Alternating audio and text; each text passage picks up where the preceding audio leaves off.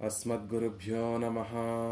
श्रीरङ्गसिंहगिरिदेशिकपादसेवा प्राप्ता किल द्रविडवेदरहस्यजातं श्रीगौतमान्वयजमाश्रितभागधेयं गोपालदेशिकमहं शरणं प्रपद्ये।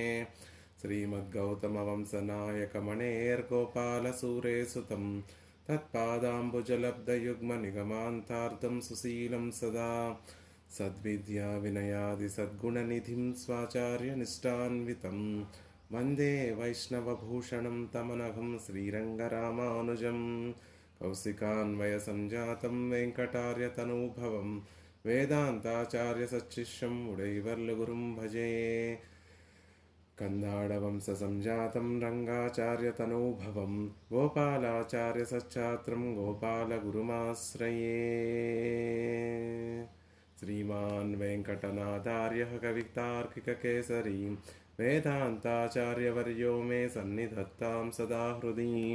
रामानुजदयापात्रं ज्ञानवैराग्यभूषणं श्रीमद्वेङ्कटनाथार्यं वन्दे వేదాంతదేశికం।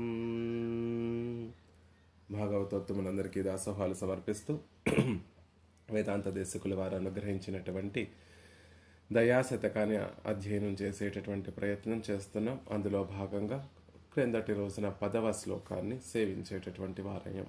అకించన నిధిం సూతిం అపవర్గ త్రివర్గయో అంజనాద్రీశ్వరదయాం అభిష్టౌమి నిరంజనాం. వేదాంత దేశికుల వారు ప్రధానమైనటువంటి ఈ దయాశతకంలో ప్రధానమైనటువంటి అంశం ఏమిటి అంటే పెరుమాళ్ళ యొక్క దయను కీర్తిస్తాము అనేటటువంటి విషయాన్ని తెలియచేస్తున్నారు. అంజనాద్రీశ్వర దయాం అభిష్టౌమి. దయాదేవిని, దయా వైభవాన్ని, పెరుమాళ్ళ యొక్క దయా వైభవాన్ని తెలియచేస్తున్నాము, దానిని స్తుతిస్తాము అనే విషయాన్ని తెలియచేస్తున్నారు. ఆ దయ ఎలాంటిది అంటే అకించన నిధిం, దిక్కు లేనటువంటి వారికి, పరమాత్మ తప్ప ఏ గతి లేనటువంటి వారికి ఏ ఫలాన్ని ఎలా పొందాలి అనేటటువంటి సాధనం పట్ల ఒక అవగాహన లేక ఏ సాధనము లేనటువంటి వారందరికీ కూడా నిధి అయినటువంటిది దయ, పరమాత్మ యొక్క దయ.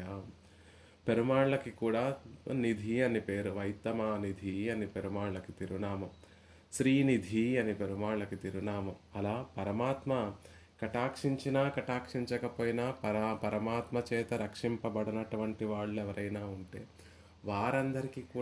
వారందరినీ కూడా కటాక్షించగలిగినటువంటి నిధి ఎవరు అంటే దయా అనే విషయాన్ని చెప్తున్నారు. అకించన నిధిం, పరమాత్మే ఉపాయము ఉపేయము అని భావన చేసినటువంటి వారికి మరి ఇంకేమీ అక్కర్లేదండి, ఉజ్జీవింపబడడానికి మరేమీ అవసరం లేదు, సుఖంగా సంతోషంగా భోగ్యంగా వారి జీవితాన్ని గడుపుకోవడానికి మరొక నిధి అవసరం లేదు, పరమాత్మ కృపయే గొప్ప నిధి. అందుకే అకించన నిధిం సూతిం అపవర్గ త్రివర్గయో.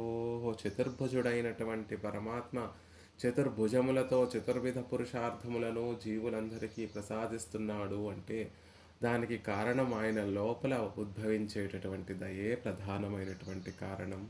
అలా జీవులందరికీ పెరుమాళ్ల చేత చతుర్విధ పురుషార్థములన్నిటినీ కూడా ప్రసాదింపచేసేటటువంటి వైభవం కలిగినటువంటిది పెరుమాళ్ల యొక్క దయ. కాబట్టి సూతిం, ఎక్కడ నుండి ఈ అపవర్గము త్రివర్గము అనే చెప్పబడేటటువంటి ధర్మ అర్థ కామ మోక్షములు అనేటటువంటి చతుర్విధ పురుషార్థములు ఎక్కడ నుండి అవతరిస్తాయి, ఎక్కడ నుండి వస్తాయి అంటే దయ నుండే వస్తాయి. సూతిం అంటే ఎక్కడి నుండి ఉద్భవిస్తాయి అంటే దయ నుండి ఉద్భవిస్తాయి.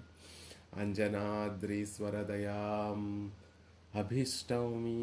ఇంకా ఎలాంటిది దయ అంటే నిరంజనాం, దోషమేమీ లేనటువంటి దయ అండి. గుణానికి దోషం ఉంటుందా? గుణానికి వ్యతిరేకం కదా దోషం అంటే. గుణానికి దోషం లేకపోవటం ఏమిటి అంటే చమత్కారంగా ఉందండి. గుణం లేకపోతే దోషము కదా, కానీ గుణానికి దోషం లేకపోవడం అంటే ఏమిటి అంటే ఈ దయ, పెరుమాళ్ళ యొక్క దయకి పక్షపాతం అంటూ ఏమీ ఉండదు. సుహృదం సర్వభూతానామని పుణ్యాత్ములు పాపాత్ములు జ్ఞానులు అగ్నులు గొప్ప వర్ణంలో పుట్టినటువంటి వారు తక్కువ వర్ణంలో పుట్టినటువంటి వారు అనేటటువంటి తారతమ్యములు ఏమీ లేకుండా అందరికీ కూడా ఒకే విధంగా అందరిపైన ఒకే విధంగా ప్రసరించేటటువంటిది పెరుమాళ్ళ యొక్క దయ. అందరినీ ఒకే విధంగా కటాక్షించేటటువంటిది అంజనాద్రీశ్వర దయ, పరమాత్మ యొక్క దయ అని దయాదేవి యొక్క వైభవాన్ని అనుగ్రహిస్తూనే అభిష్టమి, ఆ దయాదేవిని సేవిస్తున్నాము అనే విషయాన్ని అందంగా 10వ శ్లోకంలో తెలియచేసి 11వ శ్లోకం నుండి విషయంలోకి ప్రవేశిస్తున్నారు దేశికుల వారు. 11వ శ్లోకం నుండి దయాదేవి యొక్క వైభవాన్ని అనుగ్రహిస్తున్నారు అందంగా. ముందు ఆ దయాదేవి, అసలు దయ అంటే ఏమిటండి అంటే, పరులు అనుభవించేటటువంటి దుఃఖాన్ని చూసి మనసు కరిగిపోయి మన మనసు కూడా దుఃఖాన్ని పొంది ఆ అవతల వ్యక్తి అనుభవించేటటువంటి దుఃఖాన్ని తొలగించడానికి మన లోపల కలిగేటటువంటి ప్రేరణను దయ అంటారు. అసలు దయకి డెఫినిషన్ ఏంటి అంటే, అవతల వ్యక్తి దుఃఖాన్ని అనుభవిస్తూ ఉంటే అయ్యో అని అనగలిగేటటువంటి ఒక భావన దేని నుండి ఉద్భవిస్తుందో దానికి దయా అని పేరు. ఇంకా అయ్యో అని ఊరుకోకుండా అవతల వ్యక్తి యొక్క దుఃఖాన్ని తొలగించడానికి మనల్ని ప్రేరేపించేటటువంటి ఒక శక్తి ఏదైతే ఉందో దానికి దయా అని పేరు. కాబట్టి పరమాత్మని చేరి ప్రకాశించేటటువంటి ఈ దయకి కొన్ని క్వాలిఫికేషన్స్ ఉండాలండి. ఒకరి దగ్గరికి మనకి ఏదో పెద్ద కష్టం వచ్చింది, ఒక దయ కలిగినటువంటి వ్యక్తి ఉన్నాడు అని తెలిసింది, అతని దగ్గరికి వెళితే మనకి వచ్చినటువంటి కష్టం దుఃఖం తొలగుతుంది అని తెలుసు. ఆయన దగ్గరికి వెళ్ళాం, ఆయన దయ కలిగినటువంటి వాడే.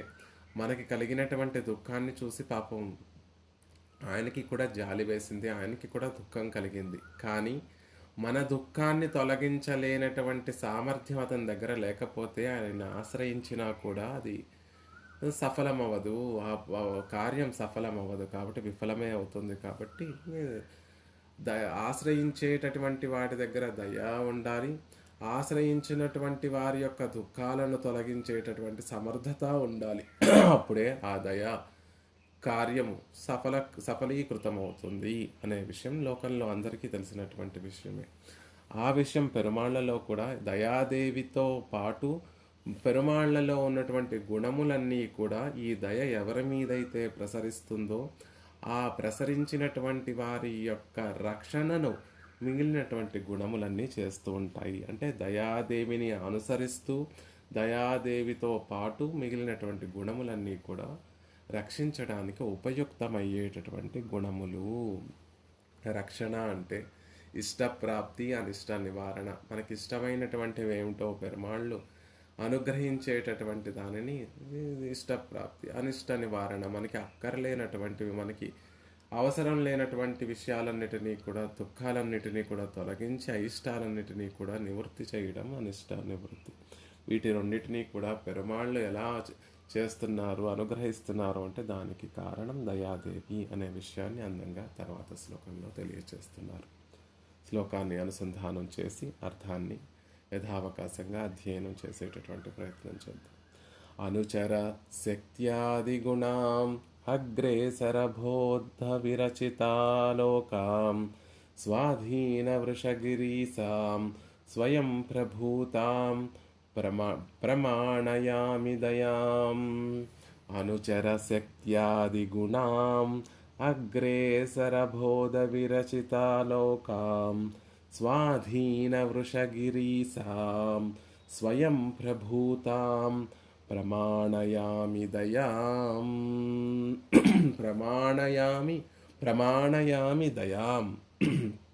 దయాదేవిని ప్రామాణికంగా వర్ణిస్తున్నాను అని ఒక అర్థం. అంటే ఇంకా చెప్పబోయేటటువంటి శతకంలో అంతా కూడా పెరుమాళ్ళ యొక్క దయను ప్రామాణికంగా వర్ణిస్తున్నాను. అంటే శృతులలో, వేదాలలో పెరుమాళ్ళ యొక్క దయ ఎలా అయితే తెలియచేయబడిందో, మహర్షుల చేత పెరుమాళ్ళ యొక్క దయ ఎలా కీర్తింపబడిందో, ఆళ్వార్లు పూర్వాచార్యుల చేత పెరుమాళ్ళ యొక్క దయ ఎలా అయితే కీర్తింపబడిందో ఆ విధంగానే తెలియచేస్తున్నాను.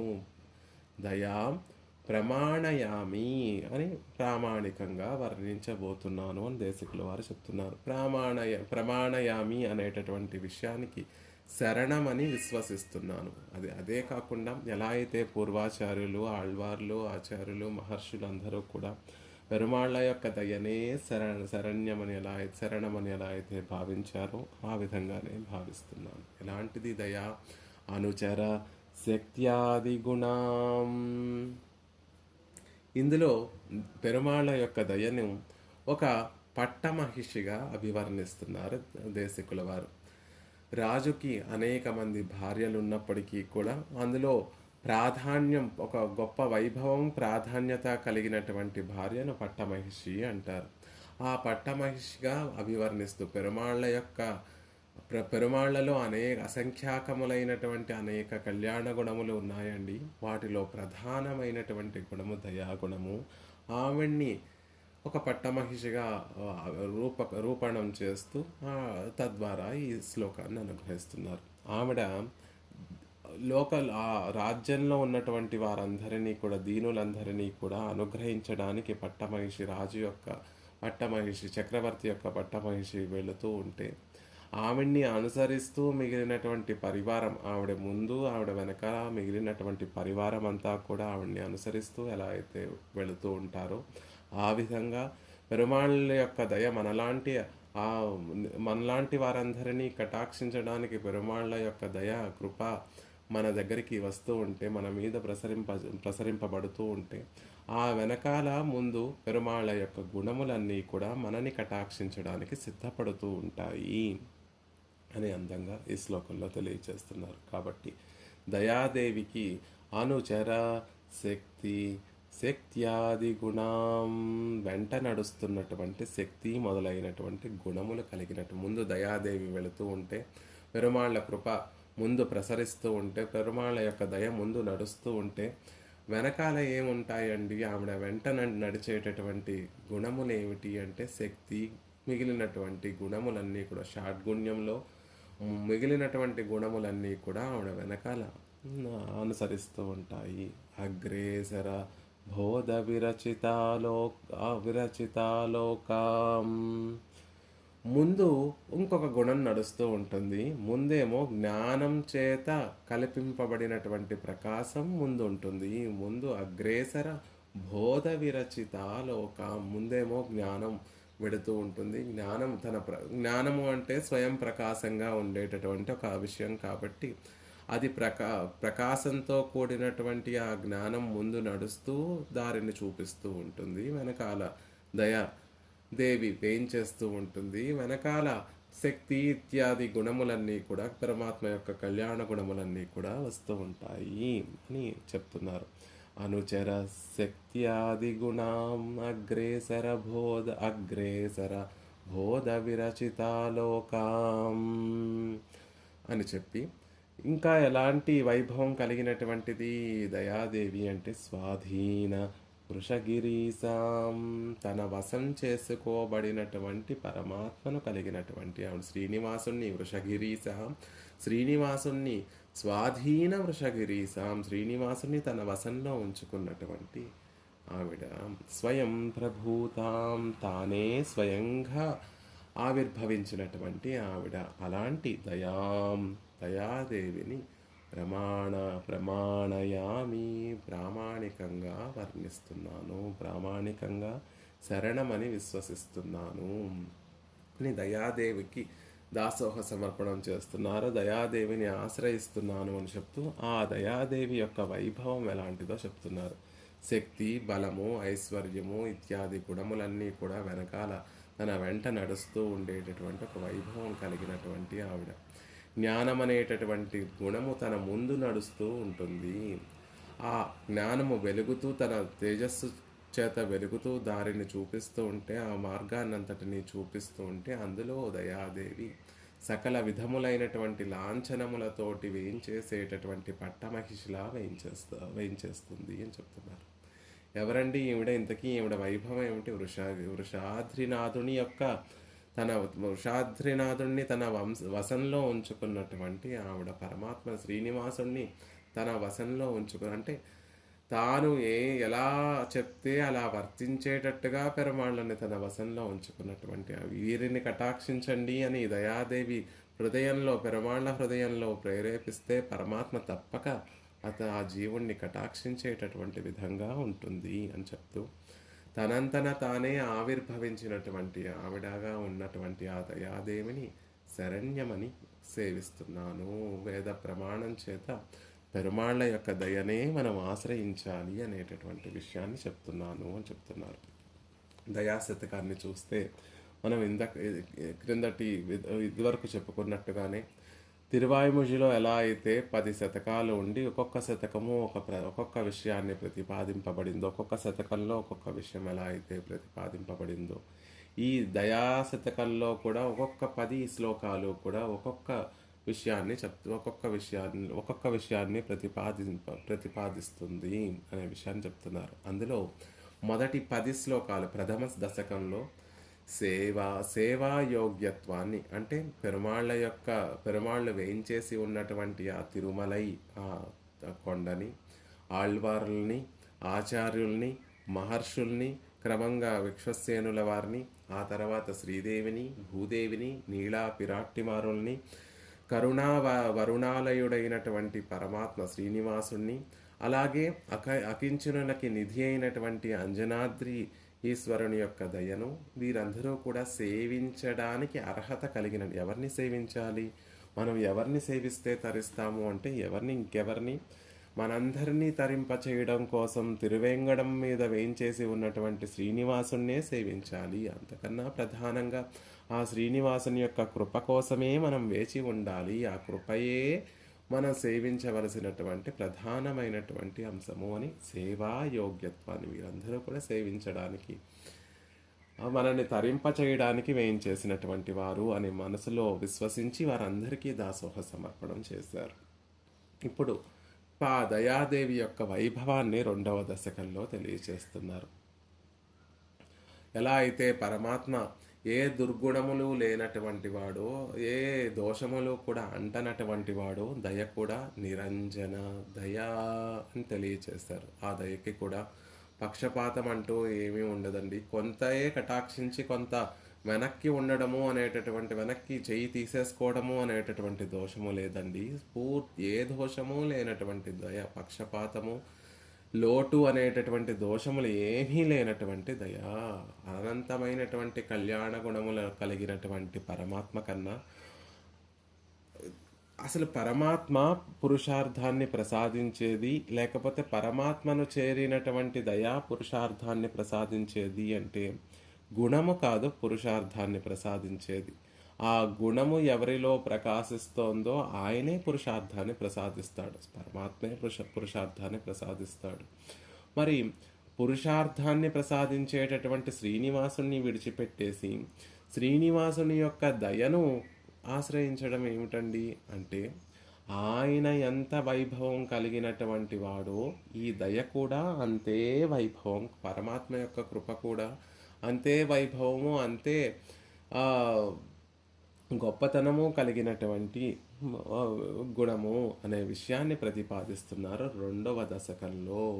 దయాదేవి యొక్క మహిమను ఎలా అయితే మిగిలినటువంటి భాగవతోత్తములందరూ కూడా అనుభవించారో ఆ అనుభవాన్ని, ఆ దయాదేవి యొక్క భోగ్యతను ఈ దశకంలో అనుగ్రహిస్తున్నారు. భాగవతోత్తములందరూ కూడా పెరుమాళ్లను ఆశ్రయించడం దేనికి అంటే, ఆయన మోక్షాన్ని పరమపదాన్ని ప్రసాదిస్తాడు అనేటటువంటి విషయం కన్నా కూడా ఆయన పరమభోగ్యమైనటువంటి వాడు కాబట్టి ఆయనని ఆశ్రయించి ఆనంద స్వరూపుడైనటువంటి పరమాత్మ చేరి ఆ ఆనందాన్ని అనుభవించడం కోసం భాగవతోత్తములందరూ కూడా పరమాత్మని ఆశ్రయిస్తూ ఉంటారు. మీకు నిజంగా పరమాత్మని ఆశ్రయించడం దేనికి? పరమపదం కోసమా అంటే కాదండి.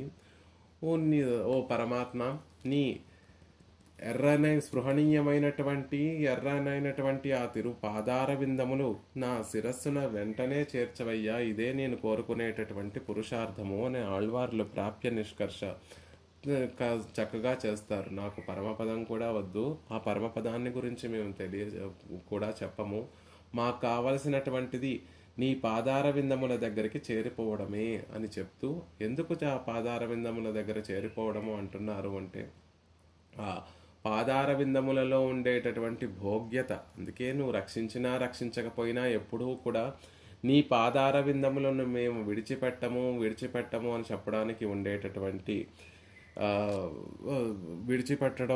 విడిచిపెట్టకుండా ఉండము అని అందరూ భాగవతోత్తములు చెప్పడంలో ఉండేటటువంటి ఆంతర్యం ఏమిటి అంటే పరమభోగ్యమైనటువంటివి పెరుమాళ్ళ యొక్క శ్రీచరణములు. అందుకే తవ దాస్య సుఖైక సంగినాం భవనేష్వస్త్వపి కీట జన్మమే ఇతరావసధేషు మాస్మభూత్ అపి మే జన్మ చతుర్ముఖాత్మన. ఆళ్వందార్లు స్తోత్రరత్నంలో స్వామి తవధాస్య సుఖైక సంగీనాం, నీ చరణారవిందములను ఆశ్రయించి వాటిని సేవిస్తూ ఆనందాన్ని అనుభవించేటటువంటి భాగవతోత్తముల యొక్క భవనేషు, వారి యొక్క తిరుమాళికల్లో అపి కీట జన్మమే, ఒక కీట జన్మాన్ని కలిగిన కీటక జన్మం లభించినా కూడా అది పరమ భోగ్యమైనటువంటి విషయము. వసధేషు మాస్మభూత అపి మే జన్మ చతుర్ముఖాత్మని. వేరే చోట నువ్వు చతుర్ముఖ బ్రహ్మగా నన్ను నిలబెట్టిన ఇతర ఇంకొక అండపిండ బ్రహ్మాండం ఉందండి, అందులో మిమ్మల్ని చతుర్ముఖ బ్రహ్మను చేస్తాను అంటే వద్దు స్వామి. నన్ను నీ పాదార విందములను సేవిస్తూ ఆనందాన్ని అనుభవించేటటువంటి భాగవతోత్తముల ఇంట్లో కీటకంగా నువ్వు నన్ను ఉంచినా పర్వాలేదు సుమా అని ఆళ్వందారులు నిత్యము పరమాత్మను సేవిస్తూ ఆనందాన్ని అనుభవించేటటువంటి వారి వైభవాన్ని తెలియచేస్తారు. అలా భాగవతోత్తములందరూ కూడా పెరుమాళ్ళని ఆశ్రయించడం ఎందుకు అంటే పరమభోగ్యమైనటువంటి వారు. పరమాత్మ యొక్క వైభవం, ఆ పరమాత్మ ఎలా అయితే పరమభోగ్యమైనటువంటి వారో పరమాత్మ యొక్క దయ కూడా అంత భోగ్యమైనటువంటిది. ఆ దయను ఎలా అనుభవిస్తాము అంటే భాగవతోత్తముల చరిత్రను చూస్తే ఆ దయానుభవం మనకి కలుగుతుంది. ప్రహ్లాదుడి కోసం పరమాత్మ నృసింహావతారాన్ని స్వీకరించి వచ్చి ప్రహ్లాదుడిని సంరక్షించాడు అంటే అక్కడ మనం చూసేటటువంటిది వైభవం ఎవరిది అంటే పరమాత్మ యొక్క దయా వైభవమే. శబరి ఎక్కడో ఉంటే శబరి కోసం వెతికి వెళ్ళి శబరిని పరమాత్మ కటాక్షించాడు అంటే దానిలో మనకి కనిపించేది పరమాత్మ యొక్క దయా వైభవమే. నిషాదాధిపతి అయినటువంటి గుహ పెరుమాళ్లను పరమాత్మ ఆత్మసకుడిగా సోదరుడిగా భావన చేశాడు అంటే దానికి అక్కడ కనిపించేటటువంటి విషయం ఏమిటి అంటే పెరుమాళ్ళ యొక్క దయే. ఆ ఘట్టంలో, ఆ చేష్టితంలో, ఆ లీలలో మనం అనుభవించేటటువంటి అనుభవం అంతా కూడా దయా వైభవమే. అలా పరమాత్మ ఎలా అయితే పరమభోగ్యమైనటువంటి వాడో పరమాత్మ యొక్క దయ కూడా పరమభోగ్యమైనటువంటిది అనే విషయం తెలియచేస్తూ ఆ దయాదేవి యొక్క ఆ భక్తులు పరమాత్మ యొక్క వైభవాన్ని అనుభవించేటటువంటి భక్తుల యొక్క దశను, భోగ్యతను ఈ 2వ దశకం, ఈ తర్వాత 11వ శ్లోకం నుండి 20వ శ్లోకముల వరకు దేశికుల వారు అనుగ్రహిస్తున్నారు. అసలు పరమాత్మ చేసేటటువంటి ప్రతి పని కూడా దయతో చేసేటటువంటి కార్యమే. అసలు సృష్టి చేస్తున్నాడు, ఆ సృష్టిని సంరక్షిస్తున్నాడు, మళ్ళీ ఆ సృష్టిని ప్రళయ జలాలు సృష్టిని అంతటిని ముంచేయకుండా ఆత్మలు, ఆత్మతత్వము, ప్రకృతి తత్వము మళ్ళీ ఆ ప్రళయంలో సమసిపోకుండా తన ఉదరంలో ఉంచుకొని లయం చేస్తున్నాడు, రక్షిస్తున్నాడు అంటే ఇవన్నీ కూడా దయచేత పరమాత్మ చేసేటటువంటి కార్యములే. దయకు అధీనమై పరమాత్మ చేసేటటువంటి విషయములే.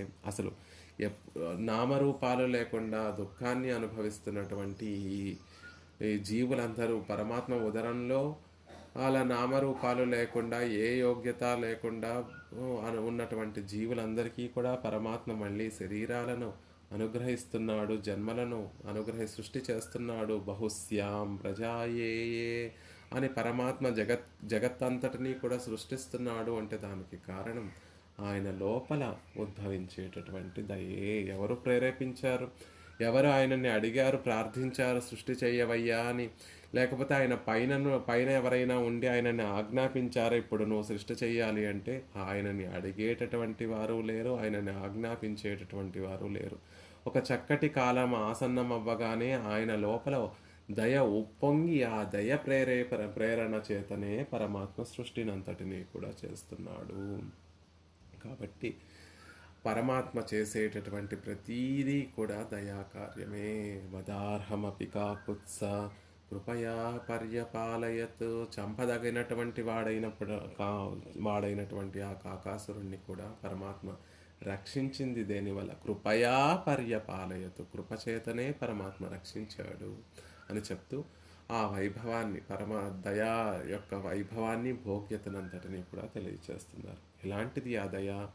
అనుచర శక్త్యాది గుణాం, అనుచర శక్త్యాది గుణాం, గుణాలన్నిటిలో కూడా ఒక సార్వభౌమి దయాదేవి. మహిషులు ఎంతోమంది, చక్రవర్తికి ఎంతోమంది భార్యలున్నా వారిలో ప్రాధాన్యత ఎవరికి లభిస్తుంది అంటే పట్టమహిషికి ప్రాధాన్యత లభించినట్టుగా పరమాత్మను చేరి అనేక గుణములన్నీ గొప్ప కళ్యాణ గుణములుగా ప్రకాశిస్తున్నప్పటికీ కూడా ఒక గొప్పతనం దేనికి, ఎవరికి లభిస్తుంది అంటే దయకే లభిస్తుంది అని చెప్తున్నారు. పరమాత్మ షడ్గుణ్యపూర్ణుడు, షడ్గుణములు పరిపూర్ణంగా కలిగినటువంటి వాడు. జ్ఞానశక్తి బలైశ్వర్య వీర్య తేజాంశ శేషతః భగవత్ శబ్దవాచ్యాని వినా హేయైర్గుణాదిభిః. విష్ణు పురాణంలో పరాశర మహర్షి అనుగ్రహించినటువంటి శ్రీ సూక్తి. జ్ఞానం వినా హేయైర్గుణాదిభిః, హేయ గుణములు ఏమీ లేకుండా జ్ఞాన శక్తి బల ఐశ్వర్య వీర్య తేజస్సు, జ్ఞానము శక్తి బలము ఐశ్వర్యము వీర్యము తేజస్సు అనేటటువంటి 6 గుణములు పరిపూర్ణంగా కలిగినటువంటి వాడు. పరిపూర్ణంగా కలిగి ఉండటము అంటే అవధి లేకుండా వాటికి ఇదమిత్తముగా చెప్పడానికి అలవి లేకుండా ఉండటము. ఎంత జ్ఞానం ఉంది, ఎంత శక్తి ఉంది అంటే దానిని కొలిచి చెప్పలేము. మాటలతోటి, మనస్సుతోటి, వాక్కులతోటి, మనస్సుతోటి కొలవడానికి అవధి లేనటువంటి గొప్ప గుణములు కలిగినటువంటి వాడు. కొలిచి ఇంత ఉంది అని లెక్క కట్టి చెప్పలేనటువంటి గొప్ప గుణములు కలిగినటువంటి పూర్ణత అంటే ఆ అవధి లేకుండా ఉండేటటువంటి గొప్ప గుణముల పరిపూర్తి కలిగినటువంటి వాడు. మనకేనా అంటే కాదండి.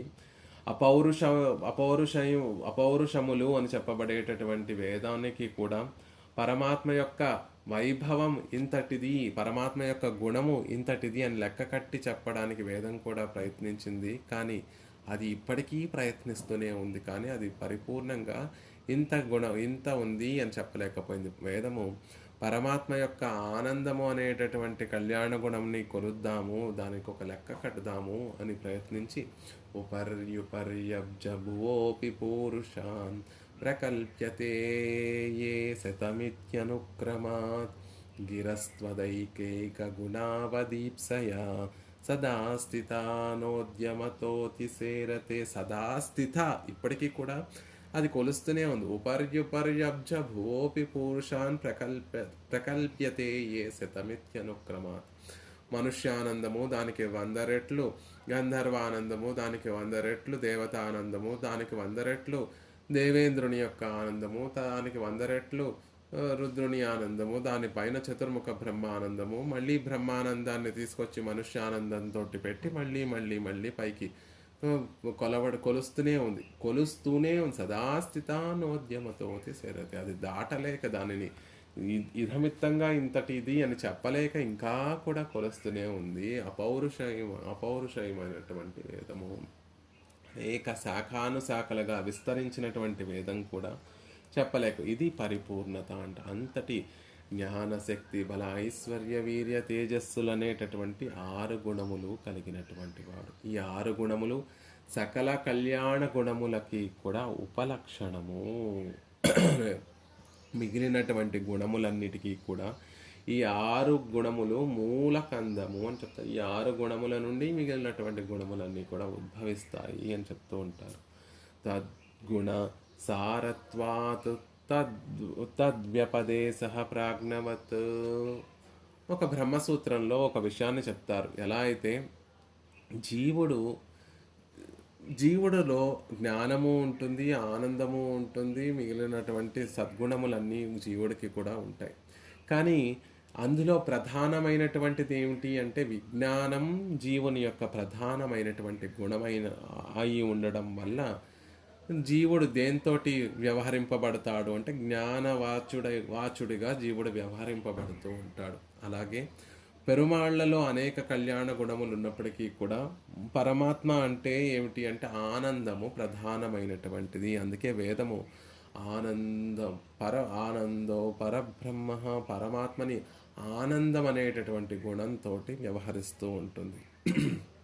అలా గుణాలన్నిటికీ కూడా ప్రధానమైనటువంటి గుణం ఏది అంటే, సారభూతమైనటువంటి గుణం ఏది అంటే జ్ఞానము అని చెప్తారు. జ్ఞానం అనేటటువంటి గుణం యొక్క ఒక పరివర్తన కలిగినటువంటి రూపమే దయా.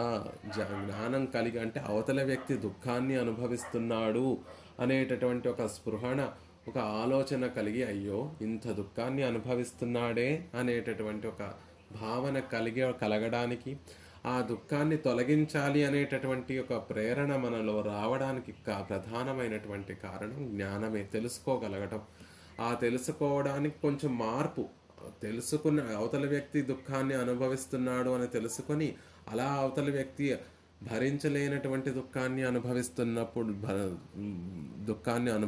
ఉంటే అది మన మనసుని కదల్స్తూ ఉంటే, అది కూడా మన మనసుని కదల్చి వేస్తూ ఉంటే మన మనసులో కూడా ఒక దుఃఖం లాంటి ఒక భావన కలుగుతోంది అని తెలుసుకుంటున్నామే, అది జ్ఞానము. జ్ఞానం యొక్క పరిణామ దశయే దయ. పరివర్తన చెందినటువంటి పరిపాకమైనటువంటి ఒక రూపమే దయ అని చెప్తారు. జీవే దుఃఖాకులే విష్ణు కృపా కాప్యుపజాయతే. దుఃఖం చేత ఆ దుఃఖాన్ని అనుభవిస్తూ క్షోభిస్తున్నటువంటి జీవుల విషయంలో సర్వవ్యాపకుడైనటువంటి పరమాత్మ అనిర్వచనీయమైనటువంటి కృపా కాప్యుపజాయతే. ఆయన హృదయంలో దయ కలిగి, కృప కలిగి సృష్టినంతటినీ కూడా ఆరంభిస్తున్నాడు అని వేదం చెప్తుంటుంది. దుఃఖిత్వం దయా. పరులు అనుభవించేటటువంటి దుఃఖాన్ని చూసి మనకి ఒక దుఃఖం లాంటి భావన కలిగితే దానినే దయ అంట. వ్యసనేషు మనుష్యాణం భృసంభవతి దుఃఖితః. రామచంద్రుడు అయోధ్యలో తన రాజ్యంలో ప్రజలు వారికి ఏమైనా చిన్న కష్టం కలిగి వారు దుఃఖాన్ని అనుభవిస్తూ ఉంటే, రామచంద్రుడు వారు అనుభవించేటటువంటి దుఃఖం కన్నా కూడా ఎక్కువగా రామచంద్రుడు దుఃఖాన్ని అనుభవిస్తూ ఉండేవాడు. వ్యసనేషు మనుష్యాణం భృసంభవతి దుఃఖితః అని. వారికి ఏదైనా సుఖం కలిగితే వారు ఆ ప్రజలందరూ ఆనందాన్ని అనుభవిస్తూ ఉంటే ఆ సంతోషాన్ని చూసి రామచంద్రుడు ఇంకా అధికంగా ఒక పిల్లవాడికి వృద్ధి శ్రేయస్సు కలిగి పిల్లవాడు సంతోషపడుతూ ఉంటే ఆ పిల్లవాడి కన్నా కూడా పిల్లాడి యొక్క తండ్రి ఇంకా ఎక్కువ ఆనందాన్ని మా కొడుకు లేకపోతే కూతురు ఒక శ్రేయస్సును పొందింది అనేటటువంటి భావనతోటి ఆ కూతురో కొడుకో అనుభవించేటటువంటి ఆనందం కన్నా కూడా తండ్రి ఇంకా ఎక్కువగా ఆనందాన్ని అనుభవిస్తూ ఉంటాడు. అలా రామచంద్రుడు తన రాజ్యంలో ఎవరికైనా ఒక చిన్న ఆనందం కలిగితే ఆ ఆనందం కలిగినటువంటి వ్యక్తి యొక్క తండ్రిలా ఆనందపడిపోతూ ఉండేవాడు అని వాల్మీకి మహర్షి అనుగ్రహిస్తారు. దుఃఖాన్ని అనుభవించేటటువంటి సందర్భంలో ఏమో ఆ అవతల వ్యక్తి అనుభవించేటటువంటి దుఃఖం కన్నా అధికమైనటువంటి దుఃఖం రామచంద్రుడు అనుభవిస్తూ ఆ దుఃఖాన్ని తొలగించేటటువంటి ప్రయత్నం చేసేవాడు అని చెప్తారు. కాబట్టి దయాగుణం ఉత్తమమైనటువంటిది. ఆ దయా ఒక సామ్రాజ్ఞియే రక్షించాలి అని, జీవులందరినీ రక్షించాలి అని సిద్ధపడుతోంది. కానీ పట్టమహర్షులందరూ కూడా ఎలా వస్తారండి? పల్లకిల్లో వస్తారు, పరివారంతో వస్తారు. పట్టమహర్షి ఎప్పుడైనా పురవీధులలో విహరించడానికి వస్తూ ఉంటే ఆవిడెవ్వరూ కూడా చూడడానికి వీలు లేకుండా రక్షణ ఉంటుంది.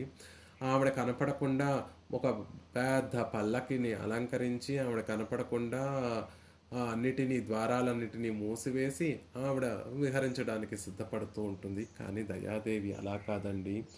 మహారాణి కాబట్టి ఏ పల్లకిలోనో ఎక్కడో వచ్చేటటువంటి ఆవిడ కాదు. ప్రతి ఒక్కరిని కటాక్షించడం కోసం నడుచుకుంటూ ఆవిడ తన దగ్గరికి, పరమాత్మ దగ్గరికి చేరలేనటువంటి వారి దగ్గరికి కూడా పరమాత్మ కృప చేరుతుంది అనే విషయాన్ని తెలియచేస్తూ, ఆ చేరటం కూడా వచ్చేటప్పుడు కూడా కొన్ని లాంఛనములతోటి పట్టమహిషిలా దయాదేవి వేయించేస్తుంది అని చెప్తున్నారు. దయాదేవి వేయించేసేటటువంటి సందర్భంలో శక్తి, బలము, ఐశ్వర్యము, వీర్యము ఇత్యాది గుణములన్నీ కూడా ఆవిడ వెంట వస్తూ ఉంటాయి. దయ ఎవరి ఎవరి మీదైనా పెరుమాళ్ళ కటాక్షం పడింది అంటే వెంటనే వారికి ఉన్నటువంటి దుఃఖాలన్నీ కూడా తొలగిపోవాలి. వారికి ఉన్నటువంటి వారికి లేనటువంటి సంతోషాలు శ్రేయస్సులన్నీ కూడా పెరుమాళ్ళు కటాక్షిస్తారు. అవి జరగాలి అంటే జ్ఞానము శక్తి అనేటటువంటి ప్రధానమైనటువంటి గుణములు. పెరుమాళ్ళని ఆశ్రయించడానికి 4 గుణములు ఉపయోగపడతాయని, ఆశ్రయించిన తర్వాత ఆశ్రయించినటువంటి ఆశ్రితుల యొక్క కార్యములు చేసి పెట్టడానికి 2 గుణములు ఉపయోగపడతాయి అని ద్వయం మంత్రాన్ని అనుగ్రహించేటటువంటి పిళ్ళైలోకాచార్యుల వారు గుణషట్కము అని చెప్తారు. పరమాత్మని ఆశ్రయించడానికి ఉపయుక్తమయ్యేటటువంటి గుణములు స్వామిత్వము, సౌశీల్యము, సౌలభ్యము, వాత్సల్యము అనేటటువంటి 4 గుణములు. ఆశ్రయించినటువంటి వారి యొక్క కార్యములు చేసి పెట్టడానికి ఉపయుక్తమయ్యేటటువంటి గుణములు జ్ఞానము శక్తి అనేటటువంటి 2 గుణములు. అవి 2 కూడా దయను అనుసరిస్తాయి. దయతో పాటు వేయించేసి ఉంటాయి. శక్తి బలము. అక్కడ శక్తి జ్ఞానం ఎందుకు అంటే జీవుడు చేసినటువంటి పాపముల అహంత్వా సర్వ పాపేభ్యో మోక్షయిష్యామి మాసుచహ అని పరమాత్మ అనుగ్రహించాడు, చర్మశ్లోకంలో అనుగ్రహించారు. కాబట్టి జీవుడు చేసినటువంటి పాపములు మనకి తెలియవు. మన కర్మ ఎంత ఉంది, ఇంకా సంచితం ఎంత ఉంది, ఆగామి ఎంత ఉంది, ప్రారంధం ఎంత ఉందో మనకి తెలియవు. కానీ పరమాత్మకి అవన్నీ కూడా తెలుస్తాయి. కాబట్టి జ్ఞానం అనేటటువంటి సర్వజ్ఞుడు కాబట్టి ఆ జ్ఞానము మన పాపములను తొలగించడం కోసం ఉపయుక్తమయ్యేటటువంటి గుణము. తెలుసుకున్న తర్వాత ఇంత సంచితం ఉంది, ఇంత ప్రారంధం ఉంది అని తెలుసుకున్న తర్వాత వాటిని తొలగించడానికి వాటిని పరమాత్మ అనుభవింపచేసేస్తాడు. లేకపోతే ఇంకా దయ కలిగితే మన స్నేహితులకి మన శత్రువులకి మన పుణ్యాలన్నిటినీ స్నేహితులకి పనిచేస్తాడు, పాపాలన్నిటినీ మన శత్రువులకి పనిచేస్తాడు అని చెప్పి మన మనం పుణ్యపాపములు లేనటువంటి వాడిగా చేసి పరిగ్రహిస్తాడు. పరిగ్రహించడము అంటే నిత్య సంసారిగా ఉన్నటువంటి మనని నిత్యసూరుల యొక్క గోష్ఠిలో చేర్చేస్తాడు. అది అఘటిత ఘటన సామర్థ్యం. దానికి శక్తి అనేటటువంటి గుణము ఉపయుక్తంగా ఉంటుంది. కాబట్టి శక్తి బలము ఐశ్వర్యము వీర్యము ఇత్యాది గుణములన్నీ కూడా దయాదేవి వెంట వస్తూ ఉంటాయి. ఎవరి మీదైతే పరమాత్మ కృప ప్రసరింపబడుతుందో వారు కోరినటువంటి కోరికలన్నిటినీ కూడా తీర్చడానికి సిద్ధంగా మిగిలినటువంటి గుణములన్నీ కూడా దయాదేవిని వెంబడిస్తూ వెనకాల వస్తూ ఉంటాయి అని చెప్తూ ఉంటారు. దయ వెనక శక్తి ఉంటుంది, బలం ఉంటుంది. ఆ దయాదేవి యొక్క ఆజ్ఞను నిర్వహించడానికి ఇవన్నీ కూడా సిద్ధంగా ఉంటాయి. ఎవరి మీదైతే ఆ దయాదేవి యొక్క కటాక్షం పడుతుందో వెంటనే వారి యొక్క దుఃఖములన్నీ కూడా తొలగిపోతాయి, సుఖములన్నీ కూడా కలగడానికి ఉపయుక్తంగా ఉండేటటువంటి గుణములు శక్తి బలము ఐశ్వర్యము ఇత్యాది గుణములు అని చెప్తూ అలా ఆ గుణములన్నీ కూడా దయను అనుసరిస్తూ ఉంటాయి.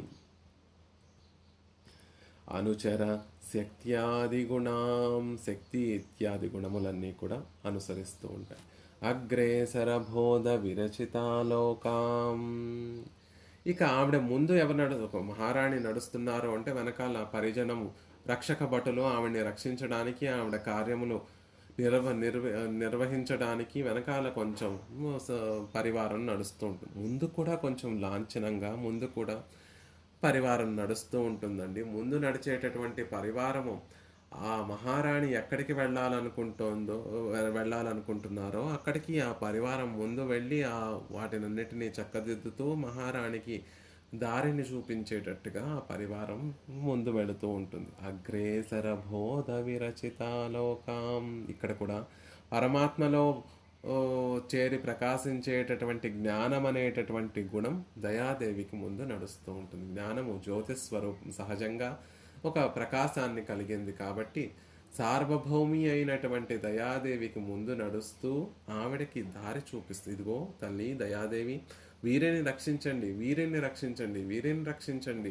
మీరు లోకంలో అత్యంత కటాక్షించవలసినటువంటి వారు వీరే సుమా అని నిర్భాగ్యులమైనటువంటి ఏమాత్రము గుణములు లేనటువంటి మన వంటి వారందరినీ కూడా పరమాత్మకి కృపకి కా కారణమయ్యేటట్టుగా జ్ఞానము ముందు నడుస్తూ ఆ కృపను మన వైపు నడిపించేటట్టుగా జ్ఞానం ఉంటుంది. అంటే ఆ దయకు మార్గాన్ని చూపించేటట్టుగా ముందు జ్ఞానము నడుస్తూ ఉంటుంది. ఊరేగింపులో పగలైన రాజోపచారం కోసం కరదీపికను పట్టుకొని పెరుమాళ్ళు పురప్పాడుకు వేయించేస్తూ ఉంటే పగల రాత్ర అనేటటువంటి తారతమ్యం లేకుండా మంగళకరమైనటువంటి దీపములు కరదీపకులతోటి కొంతమంది ముందు వేయించేస్తూ ఉంటారు. అది రాజలాంఛనం, రాజోపచారంలా ఉంటుంది.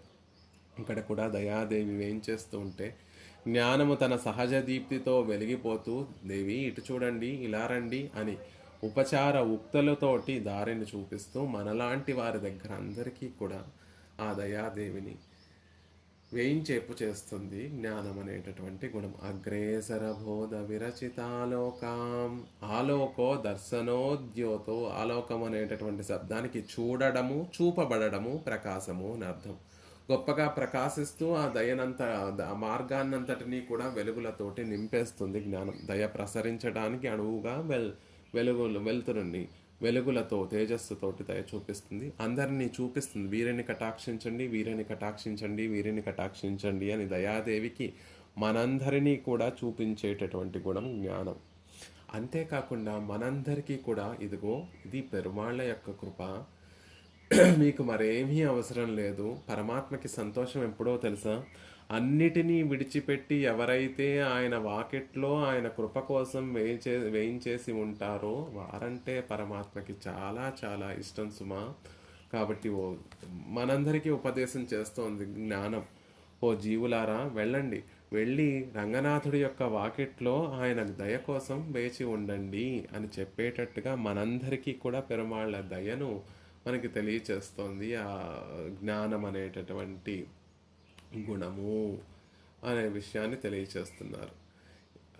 అలా పరమాత్మ యొక్క వైభవాన్ని మెయింపొరుల్ భోగవిట్టు మెయిమయే మిఘమునందు ఆంబరీసరిందు కొండు ஐம்புலன்னகத்தடக்கி காம்பர தலை சிரைத்து உன் கடை தலை இருந்து வாழும் சோம்பரை உகத்தி போலும் శూష్పునలరంగత్తానే. చక్కటి కావేరీ జలములతోటి ఆనుకొని చుట్టబడినటువంటి ఆ శ్రీరంగంలో వేయించేసి ఉన్నటువంటి రంగత్తానే రంగనాథ, ఎవరిని చూస్తే నీకు ఆనందం కలుగుదు. ఉహత్తి పోలు, ఎవరిని చూస్తే నీ తిరుముఖ మండలం ఆనందంతో వెలిగిపోతుంది అంటే అన్నిటినీ విడిచిపెట్టి మెయిం పొరుల్ పోగబెట్టు,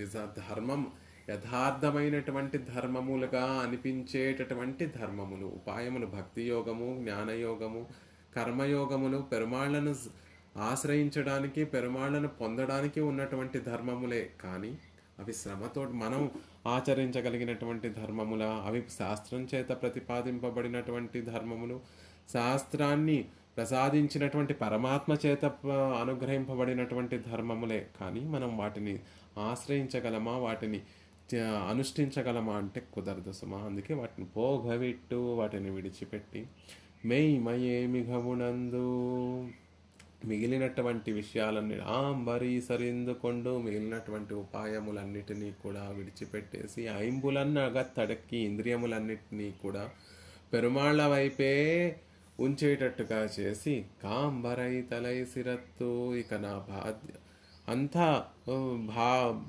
బాధ్యతంతా కూడా, నా భారమంతా కూడా నువ్వేనయ్యా అని ఉన్ కడై తలై ఇరుందు వాజుం సోంబరే, నీ సన్నిధిలో నీ వాకిట్లో నీ కృప కోసం పడిగాపులు కాస్తూ వేచి ఉండేటటువంటి మహనీయులు. వాజుం సోంబరై, వారు మామూలు సోంబరై కాదు, బద్ధకస్తులు కాదండి. వాజుం సోంబరి, ఉజ్జీవించేటటువంటి బద్ధకస్తులు. బద్ధకం ఎందులో అంటే ఇతర ఉపాయాలను ఆశ్రయించి పరమాత్మని చేరాలి అనేటటువంటి ఒక భావన లేనటువంటి వారు, పరమాత్మను చేరి ఇతర పురుషార్థాలను పొందాలి అనేటటువంటి భావన లేనటువంటి వారు, వారందరూ వాజుం సోంబరై ఉగత్తి పొలం. అలాంటి వారిని రంగనాథ, నువ్వు చూస్తే నీ తిరుముఖ మండలం ఆనందంతో వెలిగిపోతుందయ్యా అని ఆళ్వార్లు అనుగ్రహించినట్టుగా మనందరికీ కూడా జ్ఞానం తెలియచేస్తుంది. అదిగో అది పెరుమాళ్ల కృప సుమా, పరమభోగ్యమైనటువంటిది ఆ పెరుమాళ్ల కృప. ఒక్కసారి పెరుమాళ్ల కృపను ఆ రుచి చూస్తే, ఆ అనుభవాన్ని అనుభవిస్తే మరింకేమీ మీకు రుచించదు.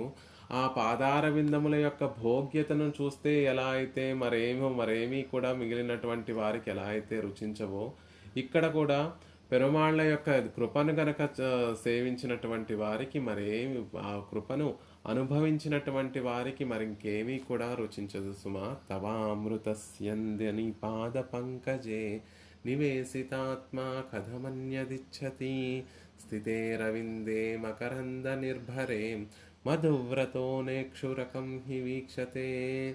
తామర పువ్వులు బాగా వికసించినటువంటి తామర పుష్పంలో తేనెలను తాగేటటువంటి ఆ రుచికి అలవాటు పడినటువంటి మధువ్రతము ఆ పక్కనే ఉన్నటువంటి ముళ్ళ పుష్పాన్ని చూస్తుందా? చూడదు కదా.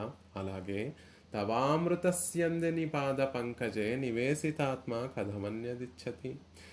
అమృతాన్ కన్నా కూడా పరమభోగ్యమైనటువంటి నీ పాదార విందములని, మా పాదార విందములను అనుభవించిన తర్వాత కథమన్యదిచ్చతి, మిగిలినటువంటి దేనిని కూడా నా మనసు కోరుకోదు.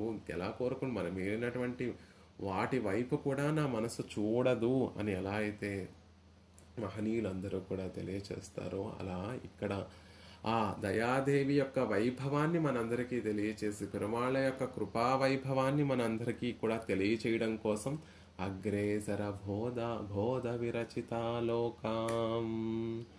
విరచితాలోకం ఆ దయాదేవి వైభవాన్ని అక్కడ ఉన్నటువంటి జీవులందరికీ, చేతనులందరికీ తెలియచేస్తోందా అన్నట్టుగా జ్ఞానం ముందు నడుస్తూ ఉంటుంది అని మనం అనుగ్రహిస్తున్నారు. ఇక ఈ దయాదేవి ఎలాంటి ఆవిడండి అంటే స్వాధీన వృషగిరీసుడైనటువంటి శ్రీనివాసుణ్ణి, లోకానికి లోకేశ్వరుణ్ణి, సర్వస్వతంత్రుణ్ణి, నిరంకుశ స్వతంత్రుణ్ణి, నిస్సమాభ్యతికమైనటువంటి వైభవం కలిగినటువంటి ఆయనని తన అధీనంలో ఉంచుకున్నటువంటి ఆవిడ. పరమాత్మ కృప ఎవరి మీదైతే ప్రసరిస్తుందో ఆయనే వచ్చి వారికి అధీనమైపోతాడు. పాండవులు ద్రౌపదీదేవి చేసినటువంటి శరణాగతిని పురస్కరించుకొని ఆ ద్రౌపదీదేవి మీద దయను ప్రసరింపచేసినటువంటి పరమాత్మ ఆ శరణాగతిని పురస్కరించుకొని పాండవులకి దూతకృత్యాన్ని చేశాడండి. అర్జునుడికి రథసారథ్యాన్ని చేశాడు. అంత గొప్ప వైభవం పరమాత్మ యొక్క దయకి. ఎవరి మీదైతే ఆ దయ ప్రసరింపబడుతుందో వారి వశంలోకి పరమాత్మ వెళ్ళిపోతాడు. వారి వారి వారి బాధ్యత అంతా కూడా పరమాత్మ తానే స్వీకరిస్తాడు. లేకపోతే వారికి కావలసినట్టుగా తానే వర్తిస్తాడు పరమాత్మ అని చెప్తున్నారు. ఇదంతా కూడా దేని వల్ల జరుగుతుంది అంటే దయ వల్లే. స్వాధీన వృషగిరీస యస్యాస స్వాధీన వృషగిరీస. భర్తను తన అధీనంలో ఉంచుకున్నటువంటి భార్యను స్వాధీన భర్తృక అంటారు. తన భర్తను ఎప్పుడూ కూడా తన వశంలో ఉంచుకునేటటువంటి ఆవిడ. దయ పరమాత్మని తన వశంలో ఉంచుకుని అందరినీ కటాక్షింప చేస్తుంది. ఆవిడకు ఉన్నటువంటి సౌభాగ్యం ఏమిటి అంటే పెరుమాళ్ళు తన అధీనంలో ఉండడము. ఆవిడ చెప్పినట్టుగా ఎవరి పట్ల ఆవిడ పురుషకారం చేస్తే, ఎవరిని కటాక్షించమని పెరుమాళ్ళని ఆవిడ కోరితే వెంటనే పెరుమాళ్ళు వారిని కటాక్షిస్తారు అని చెప్తుంది. అలాంటి ఆవిడ భక్తుల పట్ల సౌలభ్యం, ఆవిడే నడిచి వచ్చి భక్తులని కటాక్షిస్తోంది అని చెప్పడం వల్ల సౌలభ్యము తెలియచేయబడింది. ఆవిడ అధీనంలో పెరుమాళ్ళు ఉంటారు అంటే ఆవిడ సౌభాగ్యం, ఆవిడ గొప్పతనము తెలియచేయబడింది. అలాంటి ఆ దయాదేవిని ఆశ్రయిస్తున్నాను. స్వయం ప్రభూతాం, పరమాత్మ ఎలా అయితే స్వయం వ్యక్తమో, తిరువేంగడముడియాన్ శ్రీనివాసుడు ఆ తిరువేంగడం మీద ఎలా అయితే స్వయం వ్యక్తంగా వచ్చి వేయించేసి ఉన్నారో, ఈ దయ కూడా స్వయం ప్రభూత, మరొక నిర్హేతుక కృప అంటారు. పెరుమాళ్ళ హృదయంలో మన జీవుల పట్ల ఎందుకు కృప కలిగింది అంటే దానికి కారణం ఏమీ లేదండి. ఈ జీవుడు ఏమన్నా తిరిగి చేస్తాడనా ఈ జన్మని ఇచ్చాడు పరమాత్మ. ఎంతోమందికి పాపం ఆయనకు ఆశ మాత్రమే, కానీ ఏమీ ప్రత్యుపకారం ఏమీ కూడా ఆలోచించాడు పరమాత్మ. పెరుమాళ్ళ సృష్టిని చేసి మనకి ఇప్పుడు ఈ మానవ జన్మను పెరుమాళ్ళను ప్రసాదించారు. కానీ మానవ జన్మ పొందినటువంటి వారందరూ కూడా పెరుమాళ్ళ పట్ల ఈడుపడి ఉంటారా? ఆయనని ఆయన కోసమే ఆశ్రయించేటటువంటి వారు ఉంటారా? ఆయనే ఉపాయంగా ఉపేయంగా స్వీకరించి ఆయనను ఆశ్రయించేటటువంటి వారు ఉంటారా అంటే ఎప్పుడో సుదుర్లభం. ఆయనే చెప్పేసుకున్నాడు, దుర్లభం కాదండి, సుదుర్లభం సుమ. అలాంటి వారు ఎక్కడా ఉండరు అని అన్నప్పటికీ కూడా ఆయన సృష్టించడము మానడం లేదు. జీవులందరికీ మరొక అవకాశం, మరొక అవకాశం, మరొక అవకాశం ఇవ్వడము మానట్లేదు. దీనంతటికీ కారణం ఏమిటి అంటే నిర్హేతుకము, కారణమే లేదు. ఆయన దయకి కారణం ఉంటుందా? దయకి కారణమే లేదండి. ఎందుకు దయ కలుగుతుంది అంటే, పరమాత్మకి మన విషయంలో ఎందుకు దయ కలుగుతోంది అంటే దానికి కారణం ఏమీ లేదు. ఏదైతే నిర్హేతుకమైనటువంటి కృప అంటారో, స్వయం ప్రభూతాం, స్వయంగా దయ ఉద్భవిస్తుందే తప్ప దానికి కారణం మరొకటి లేదు అని అందంగా తెలియచేస్తున్నారు. ప్రమాణయామి, అలాంటి ఆ దయను ప్రామాణికంగా తెలియచేస్తున్నాను. ఆ దయను సేవిస్తున్నాను, ఆ దయను కొలుస్తున్నాను, ఆ దయను శరణు వేడుతున్నాను, ఆ దయను స్తోత్రం చేస్తున్నాను. ప్రమాణయామి అనే విషయాన్ని చెప్తున్నారు. జ్ఞానం యొక్క విశేషమైనటువంటి దయే దయ. ఆ దయకు జ్ఞానము ముందు నడుస్తూ ఉంటుంది, పురోగామిగా ముందు నడుస్తూ ఉంటుంది. జ్ఞానం అందరినీ కనుగొనేటట్టుగా చేస్తుంది, అందరికీ దయ యొక్క వైభవాన్ని తెలియచేస్తుంది, అందరినీ కటాక్షించేటట్టుగా ముందు నడిచేటటువంటి జ్ఞానం ఉపయుక్తంగా ఉంటుంది దయాదేవికి. పరుల యొక్క దుఃఖాన్ని నివారించాలని కోరుకుంటుంది దయ. ఆ దయ యొక్క కోరికను, దానిని అనుసరించేటటువంటి శక్తి, బలము, ఐశ్వర్యము ఇత్యాది గుణములన్నీ కూడా పరిపూర్తి చేస్తూ ఉంటాయి అనే విషయాన్ని తెలియచేస్తూ ఈ శ్లోకంలో దయాదేవి యొక్క వైభవాన్ని చెప్తున్నారు. లోకంలో ఇది ప్రామాణికంగా కూడా తెలియచేస్తాము అని తెలియచేస్తున్నారు. లోకంలో ఏదైనా ఒక వస్తువును తెలుసుకోవాలి అంటే వస్తుజాతం అంతా కూడా రెండు విధానాలుగా ఉంటుందండి. ప్రమాణము, ప్రమేయము. ప్రమేయము అంటే తెలుసుకోదగినటువంటి వస్తువు. ప్రమాణము అంటే ఆ ప్రమేయం యొక్క స్వరూప స్వభావాలను తెలిపేటటువంటి సాధనములు ఏవైతే ఉంటాయో దానిని ప్రమాణము అంటారు. లోకంలో ఉన్నటువంటి శాస్త్రజ్ఞులందరూ కూడా ప్రమాణాన్ని పుచ్చుకొని ప్రమేయాన్ని తెలుసుకుంటూ ఉంటారు. ప్రమాణాలు ఎన్ని ఉంటాయండి? ఒక వస్తువు గురించి సరిగ్గా తెలుసుకోవాలి అంటే దాని గురించి తెలిపేటటువంటి సాధనములు లోకంలో అందరూ అంగీకరించినటువంటి సాధనములే. శాస్త్రజ్ఞులందరూ అంగీకరించినటువంటి సాధనములు ఏమిటి అంటే ప్రత్యక్షము, అనుమానము, శబ్దము, ఉపమానము, అనుపలబ్ధి, అర్ధాపత్తి, సంభవము, ఐతిహ్యము అనేటటువంటి 8 విధానముల ప్రమాణాల చేత లోకంలో తెలుసుకోవలసినటువంటి విషయం గురించి తెలుసుకునేటటువంటి ప్రయత్నం చేస్తూ ఉంటారు. అందులో ఈ ఎంబెరుమానార్ దర్శనం అనే విశిష్టాద్వైత సిద్ధాంతంలో 3టిని అంగీకరించారు. ఏమిటి అంటే ప్రత్యక్షాన్ని అంగీకరిస్తారు, అనుమానాన్ని అంగీకరిస్తారు, శబ్దాన్ని అంగీకరిస్తారు. ప్రత్యక్షము అంటే కంటితోటి ఇంద్రియాలకి గోచరించేటటువంటి విషయాన్ని ప్రత్యక్షము అంటారు. కంటికి కనిపిస్తోంది, వృక్షము పచ్చగా ఉంటుంది, లేకపోతే అగ్ని జ్వాలలతో ఉంటుంది, కుండ అంటే దానికి ఒక రూపం ఉంటుంది. అలా కళ్ళతోటి చూసి తెలుసుకునేటటువంటి విషయం ఇంద్రియాలతో, కళ్ళతోనే కాదు, ఇంద్రియాల దేంతో అయినా చూసి గ్రహించగలిగినటువంటి దానిని ప్రత్యక్ష జ్ఞానము అంటారు. మరి అనుమానము అంటే మన ఎక్స్పీరియన్స్ తోటి, మన అనుభవంతో, ఇలా ఉంటే ఇలా జరుగుతుంది అనేటటువంటి ఒక అనుభవంతో ఒక దానికి దృఢమైనటువంటి ఒక నిర్ణయానికి రావడాన్ని అనుమానము. ఇంట్లో ఎప్పుడూ కూడా పొగ ఉంటే అక్కడ నిప్పు ఉంటే అక్కడ పొగ వస్తుంది అనే అనుభవం ఉండి, ఎక్కడో కొండ మీద పొగ కనిపిస్తూ ఉంటే ఓహో అక్కడ ఏదో నిప్పు ఉంది, అగ్ని ఉంది అనేటటువంటి ఒక నిర్ణయానికి రావడం అనుమానము అంటారు. ఇక శబ్దము అంటే ఆప్త వచనాన్ని శబ్దము అంటారు. శృతి, వేదాలను శబ్దము అంటారు. మాట అని అర్థం. అంటే అనాదిగా వస్తున్నటువంటి జ్ఞానాన్ని ఒకరి నుండి ఒకరికి సంక్రమిస్తూ అది మన దాకా చక్కగా అందడాన్ని శబ్ద ప్రమాణము. అది కూడా మామూలు వారు కాదు, అందించేటటువంటి వారు ఆప్తులు. ఆప్తవచనములు, ఆప్తులు అంటే మననేదో మోసం చెయ్యాలనో లేకపోతే మనల్ని తప్పుదారి పట్టించాలనో విపరీతార్థాలు చెప్పకుండా ఉన్నది ఉన్నట్టుగా మనకి శ్రేయస్సును కలగ చేయాలనేటటువంటి ఒక చక్కటి ఉద్దేశంతో ఉన్నది ఉన్నట్టుగా వారికి అందినటువంటి విజ్ఞానాన్ని అందినట్టుగా మళ్ళీ అందించేటటువంటి మహనీయుల్ని ఆప్తులు అంటారు. అలా ఆప్తులు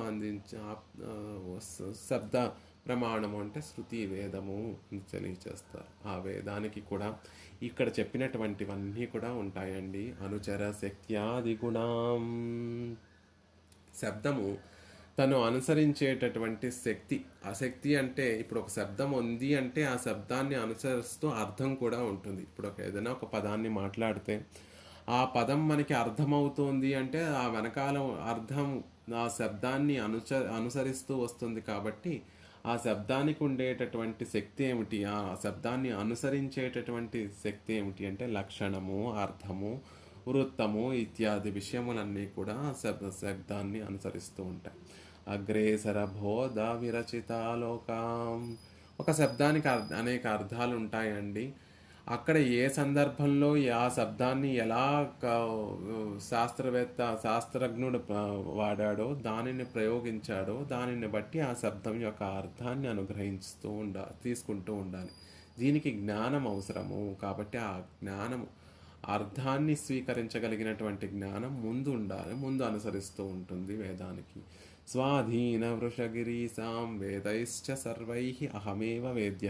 వేదములన్నీ కూడా పెరుమాళ్ళ యొక్క వైభవాన్నే ప్రతిపాదిస్తున్నాయి. కాబట్టి స్వాధీన వృషగిరీసాం, శ్రీనివాసుణ్ణి తన అధీనంలో ఉంచుకున్నటువంటిది వేదము. పరమాత్మను ఎలా తెలుసుకోవాలి అంటే శాస్త్రయోనిత్వాత్ అని బ్రహ్మసూత్రం. ఎలా పరమాత్మ యొక్క వైభవం తెలియబడుతుంది, పరమాత్మని గురించి తెలుసుకోవాలి అంటే వేదం అనేటటువంటి శాస్త్రంతోనే తెలుసుకోవడం అవుతుంది అని అనుగ్రహింపబడింది. కాబట్టి స్వాధీన వృషగిరీసాం స్వయం ప్రభూతాం. వేదము ఎవరైనా అనుగ్రహించిందా, ఎవరైనా నిర్మించిందా అంటే నిర్దోషమైనటువంటిది, అపౌరుషమైనటువంటి వేదము. కాబట్టి దానికి స్వయం ప్రభూతం, స్వయంగా పరమాత్మ యొక్క ఉచ్ఛ్వాస నిశ్వాసల నుండి ఆవిర్భవించింది. కాబట్టి ఆ వేదానికి కూడా అపౌరుషయ్యము అండి. స్వయం ప్రభూత, స్వయం ప్రమాణం, స్వయంగా అదే ప్రమాణం. మళ్ళీ వేదంలో ఉన్నటువంటి వాక్యాలను మళ్ళీ మనం విశ్లేషించాలంటే దానికి ఒక ప్రమాణాన్ని తెచ్చుకొని విశ్లేషించవలసినటువంటి అవసరం లేదు. ఇప్పుడు ఇతిహాసాలలోనో పురాణాలలోనో ఏదైనా వాక్యం మనకి అవగతం కాకపోతే దానికి మూలమైనటువంటి వేదాన్ని ప్రమాణంగా పుచ్చుకొని ఇతిహాస పురాణాదుల్లో ఉన్నటువంటి వాక్యాలకి సమన్వయాన్ని చేస్తూ ఉంటారు. మరి వేదానికి మరొకటి ఏమైనా ఉందా, దేనైనా పుచ్చుకొని దానిని సమన్వయపరచుకోవాలంటే వేద స్వయంగా ప్రమాణం అండి. కాబట్టి దానికి మరొక ప్రమాణాన్ని తెచ్చిపెట్టుకోవాల్సినటువంటి అవసరం లేదు. కాబట్టి స్వయం ప్రభూతాం. ఇలా వేదానికి కూడా ఈ 4 లక్షణములు ఉన్నాయి. అలా వేదం ద్వారా ఈ దయ, పరమాత్మ యొక్క దయను వేదం కూడా ప్రతిపాదిస్తోంది. ఆ దయ గురించి మేము తెలియజేయబోతున్నాము అనే విషయాన్ని దేశకుల వారు ఈ శ్లోకంలో అందంగా తెలియజేస్తున్నారు. అనుచర శక్త్యాది గుణామగ్రేసర బోధ విరచితాలోకాం స్వాధీన వృషగిరీసాం స్వయం ప్రభూతాం ప్రమాణయామి దయాం.